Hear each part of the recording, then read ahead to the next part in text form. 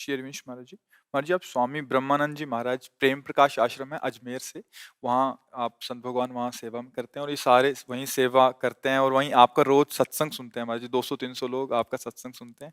आपसे 2 शब्द आशीर्वचन के रूप में मांग रहे हैं कि हम आगे का मार्ग कैसे प्रशस्त हो। देखो, हमारा फंसाव कहाँ है? चिंतन में।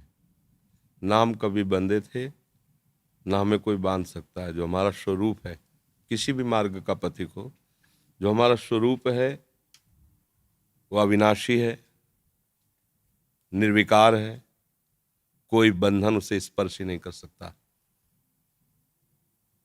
हम बंध गए हैं गलत चिंतन से, शरीर को मैं मानकर, भोगों में सुख बुद्धि करके, शरीर संबंधियों में रिश्ते नाते की ममता की भावना करके यहाँ फंस गए हैं। इतना फंसाव है। किसी ने हमें नहीं पकड़ा आज तक, हमने पकड़ा है। हम विषय को पकड़े, हम व्यक्ति को पकड़े, पद को पकड़े, सम्मान को, अपमान को, निंदा को, हम जो जो पकड़ते जा रहे हैं उसमें बंधते जा रहे हैं। अब हमें होश आया है गुरु कृपा से कि मुझे मुक्त होना है, मुझे हटना है। तो अब अंदर से गुरु प्रदत्त नाम और मंत्र में ही हमारा चिंतन बना रहे तो ये सब चिंतनों को नष्ट कर देगा। चिंतन नष्ट हुआ कि भगवत प्राप्ति हुई। अब बस इतना हमें 24 घंटे प्रयास रखना है कि जो गुरु ने नाम दिया है, जो मंत्र दिया है, वो भूलना नहीं है। बस इतनी खास बात है सब साधना में, सब संप्रदायों की, चाहे जिस मार्ग का पथिक हो।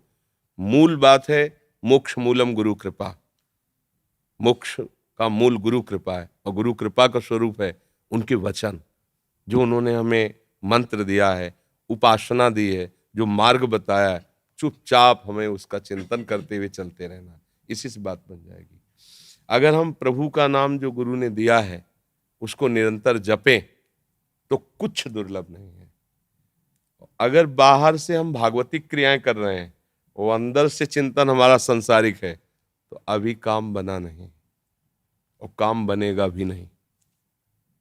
अंदर से चिंतन प्रभु का होने लगे, भले संसारिक क्रियाएं हो, तो काम बन जाएगा पक्का। ये आंतरिक बात है। भगवान ने अपनी प्राप्ति की बात को जहां कहा है तो वहां बस 2 बातें बहुत जोर की कही हैं। मयि मन आदत सो है, मई बुद्धि निवेश है, निवेश से मयि अत ऊर्ध्वम न संशया। तुम अपना मन और बुद्धि मेरे में समर्पित कर दो। बस इतनी खास। समर्पित का कोई वस्तु तो है नहीं कि उठा के रख दे। मन का काम है मनन करना, बुद्धि का काम है निश्चय करना। निश्चय बुद्धि से कर लिया कि हरि गुरु के सिवा मेरा कोई नहीं, ये बुद्धि का समर्पण। और मन का काम है मनन करना, तो गुरु के वचनों का मनन करना, हो गया मन बुद्धि का समर्पण। भगवान कहते हैं निश्चित तुम मुझे प्राप्त हो जाओगे। अनन्यस चिंतयन्तु माम, केवल चिंतन की बात भगवान यहां कह रहे हैं। योगक्षेम तो मैं वहन करूंगा, तुम्हारा कर्तव्य केवल चिंतन करना है।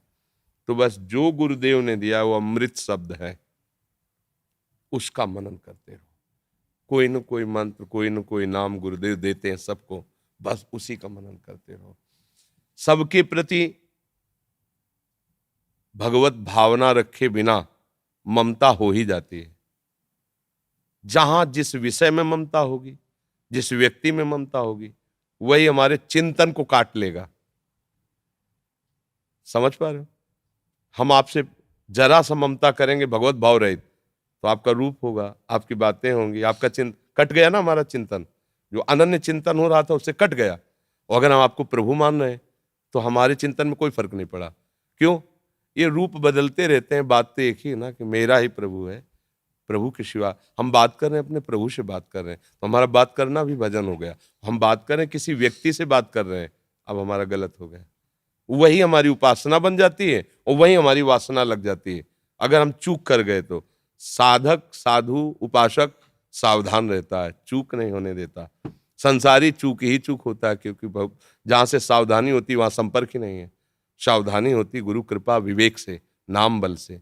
इसलिए खूब नाम जप करो, सबके प्रति भगवत भाव रखो और गुरु की कृपा पर विश्वास करो। उनकी कृपा से सब हो जाएगा।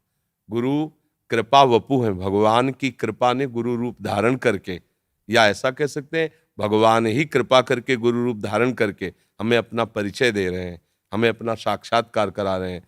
जो गुरु पर ब्रह्म भाव रखता है उसके लिए कुछ दुर्लभ नहीं है, और जो गुरु के वचनों को नहीं मानता वो चाहे सर के बल खड़े होकर तपस्या कर ले, कभी भगवत प्राप्ति नहीं हो सकती, उसको शुद्ध ज्ञान हो ही नहीं सकता।